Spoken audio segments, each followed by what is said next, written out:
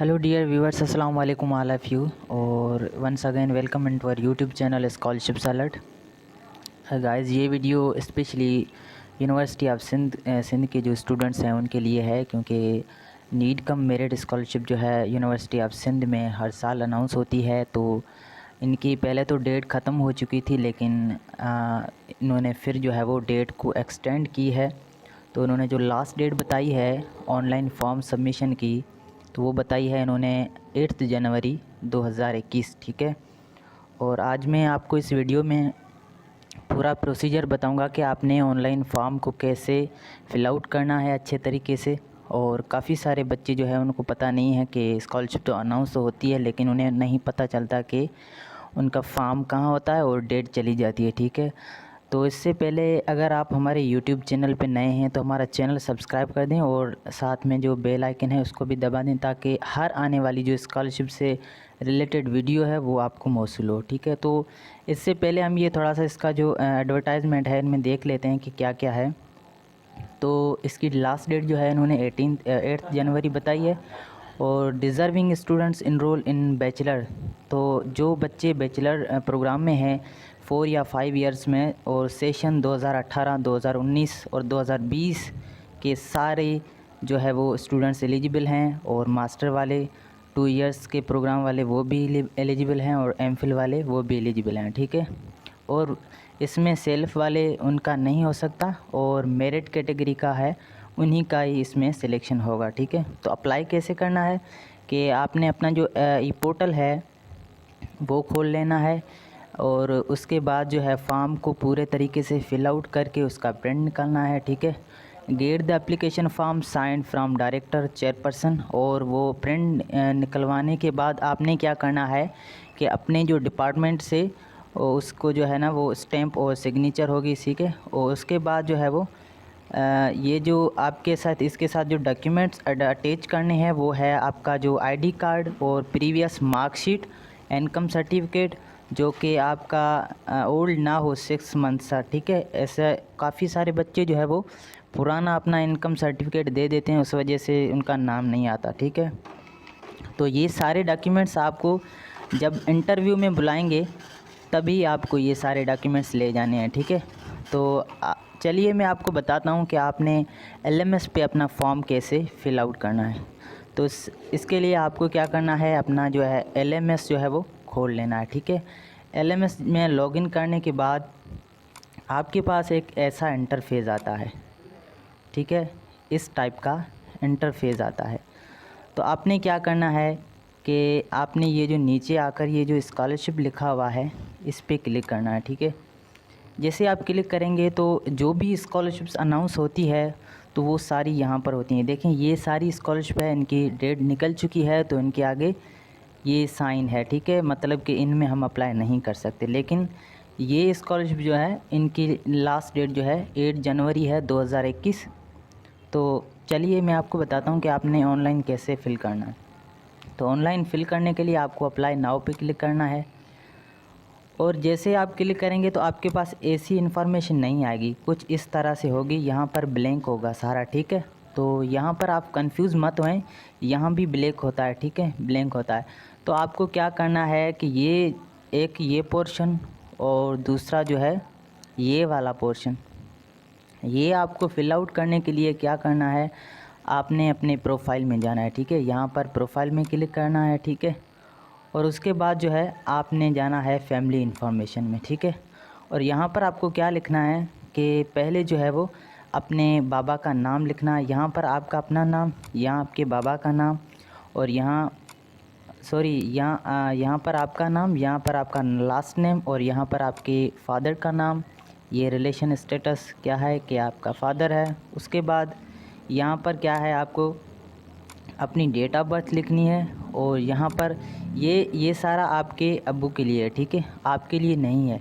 तो पहले आप अपनी फैमिली के जो कमा रहे हैं, जैसे कि मैंने यहाँ सेव किए हुए हैं। ठीक है, तो आपने जो है वो अपने बाबा की एनआईसी वगैरह देनी है सारा कुछ। ठीक है, तो यहाँ पर है वो आपको अपने बाबा की डेट ऑफ बर्थ और उनकी एज लिखनी है, उनका एनआईसी और उनके एनआईसी की एक्सपायरी डेट। ठीक है, और वो मैरिड लिखना है, और स्टडिंग है, ठीक है, वर्किंग है, और ये क्या है कि आपकी अपनी फैमिली को कंट्रीब्यूट कर रहे हैं तो यस लिखेंगे आप। और क्या ये आपके गार्डियन हैं तो आप यस करेंगे, ठीक है। फिर यस करने के बाद आपको क्या करना है, सेव करना है। सेव करते ही आपने जो है वो नीचे आपका ये सारा कुछ आ जाएगा, ठीक है, अपने बाबा की डिटेल सारी आ जाएगी। उसके बाद आपको यहाँ पर फिर से अपनी डिटेल देनी है, ठीक है। अपनी डिटेल देने के लिए यहाँ आपको अपना नाम लिखना है, यहाँ आपका लास्ट नेम, या आपके बाबा का नाम, या आपका जो है वो रिलेशन क्या है, आप क्या हैं उनके, सन हैं तो यहाँ पर स्टेटस सन होगा, ठीक है। उसके बाद क्या है, यहाँ पर आपको अपनी डेट ऑफ बर्थ लिखनी है, यहाँ अपनी आपको एज लिखनी है, यहाँ आपका एनआईसी लिखना है, यहाँ पर आपकी एक्सपायरी डेट एनआईसी की, ठीक है। और आप क्या है, सिंगल हैं, मैरिड हैं, वो लिखना है। और स्टडी कर रहे हैं तो येस लिखना है, ठीक है। और वर्किंग कहीं पर जॉब वगैरह है, अगर है तो येस, अगर नहीं है तो नो करना है, ठीक है। और क्या आप अपनी फैमिली को कंट्रीब्यूट कर रहे हैं, अगर आप स्टूडेंट हैं तो जाहिर सी बात नहीं करेंगे क्योंकि वो स्टडी का काम है। हाँ, अगर आप ट्यूशन वगैरह पढ़ाते हैं या कहीं जॉब करते हैं तो आप येस लिख सकते हैं, ठीक है। और उसके बाद के is he she your guardian, यहाँ पर आपको नो करना है, ठीक है। उसके बाद नीचे यहाँ पर आपको अपना इंस्टीट्यूट नेम और यहाँ पर आपके इंस्टीट्यूट की एड्रेस, जो कि एड्रेस आपको देनी है, ये मैंने आपको बता रहा हूँ कि आप वहाँ से कॉपी कर सकते हैं अपने गूगल से। Allama I Kazi campus, university of Sindh Jamshoro, ठीक है। तो ये आपने यहाँ पर लिखनी है। और यहाँ पर आपको फ़ीस पर मंथ लिखनी है, जो कि आपके सेमेस्टर की होती है, उसको डिवाइड करके पर मंथ लिखेंगे, ठीक है। उसके बाद चलिए हम वापस अपने फॉर्म पे चलते हैं। ये सारी आपको अपनी पर्सनल इन्फॉर्मेशन देनी है, ठीक है। पर्सनल इन्फॉर्मेशन देने के बाद आपको फिर से डैशबोर्ड में जाना है, और डैशबोर्ड में जाके आपको लर्निंग मैनेजमेंट सिस्टम पे जाना है, ठीक है। इस पे जाने के बाद आपको क्या है, फिर से स्कॉलरशिप पे आना है, और इस पे आके आपको अप्लाई नाउ पे क्लिक करना है। तो आपने जो वहाँ पर इंफॉर्मेशन सेव की थी वो ऑटोमेटिकली यहाँ पर आ जाएगी, ठीक है। यहाँ पर देखें, आपने अपना नाम लिखा था, आप कहाँ पढ़ रहे हैं, ये आपके इंस्टीट्यूट की एड्रेस आ गई, और ये आपकी फ़ीस आ गई, ठीक है। तो यहाँ पर आपके जितने भी ऐसे सिबलिंग्स जो पढ़ रहे हैं ना, उनकी आप डिटेल लिखते जाएंगे और सेव करते जाएंगे, वो ऑटोमेटिक यहाँ आ जाएगा, ठीक है। जैसे मैंने एग्ज़ाम्पल के लिए अपना नाम लिखकर ये जो है सेव किया था, ठीक है। उसके बाद यहाँ पर आना है, और यहाँ पर आपके जो बाबा की इनकम है, फैमिली इनकम है, रिसोर्स जो है वो सोर्स वो दिखना है, ठीक है। सैलरी अब क्या है कि अगर आपके बाबा जो है वो कहीं जॉब कर रहे हैं या बिजनेसमैन है, तो या कहीं पर प्राइवेट जॉब कर रहे हैं, तो वो लिखनी है सैलरी आपको देनी, या पेंशन। सैलरी आपको कितनी है, फॉर एग्ज़ाम्पल के तौर पे हम लिख देते हैं 10,000, ठीक है, 10,000। और उसके बाद profit from saving and investment, वो प्रॉफिट लिखना है आपको, सेविंग और इन्वेस्टमेंट के बाद कितना होता है वो आपको लिखना है, ठीक है।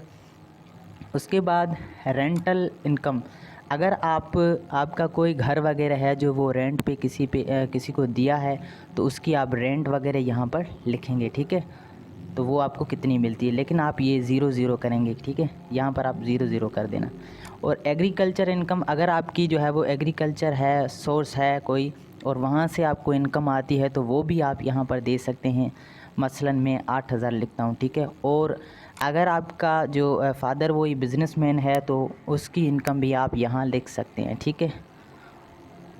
लिखने के बाद जो है वो ये सारी टोटल यहाँ पर आ जाएगी, ठीक है। उसके बाद ये नीचे जो प्रॉपर्टी डिटेल है, प्रॉपर्टी डिटेल में अगर आपका कोई बंगलो वगैरह है, या अपार्टमेंट है, या लैंड प्लॉट वगैरह है, तो उसकी आप डिटेल देंगे, ठीक है। यहाँ पर क्या है, मतलब कि बंगलो है तो यहाँ बंगलो सेलेक्ट करेंगे और उसकी लोकेशन एड्रेस देंगे, ठीक है। और उसके बाद जो है वो आपने यहाँ उसका एरिया लिखना है कि कितना एरिया है, और उसकी करंट मार्केट वैल्यू कितनी है, ठीक है, तो वो आपकी लिखनी है। तो ये मैं एग्जांपल के तौर पर लिख रहा हूँ, ठीक है। आपके पास अगर नहीं है तो छोड़ देना, ठीक है। उसके बाद आप जैसे नीचे आते हैं तो यहाँ पर आपको मंथली एक्सपेंसेस देने हैं, ठीक है। ये आपको पहले आपको ये सारे सिलेक्ट करने हैं, ठीक है। पहले आप किसका एक्सपेंस देंगे, मतलब कि इलेक्ट्रिसिटी का, ठीक है। यहाँ पर कितना है, 1000 मैं ऐसे ही लिख रहा हूँ, ठीक है, समझाने के लिए। आपका जितना है वो लिखेंगे। इस तरह से आपको सारा ये जो गैस का बिल है, ठीक है, इस तरह से गैस का जो जितना बिल आता है पर मंथ वो लिखना है और ऐसे सेव करते जाना है।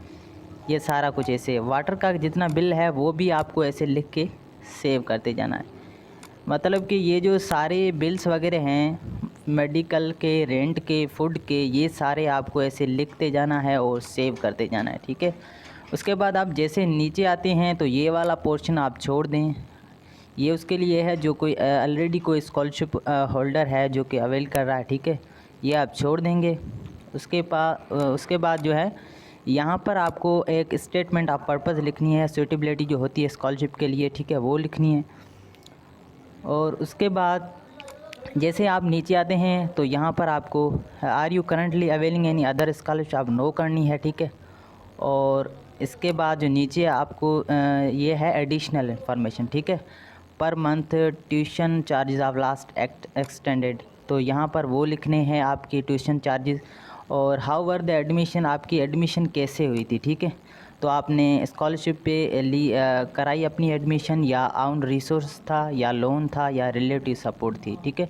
तो जो भी था वो आप टिक करेंगे। और यहाँ पर आपको अगर आपके पास ट्रैक्टर वगैरह, रिक्शा या बाइसाइकिल, पिकअप वगैरह या ट्रक, कार वगैरह है तो वो आप सिलेक्ट करेंगे, ठीक है।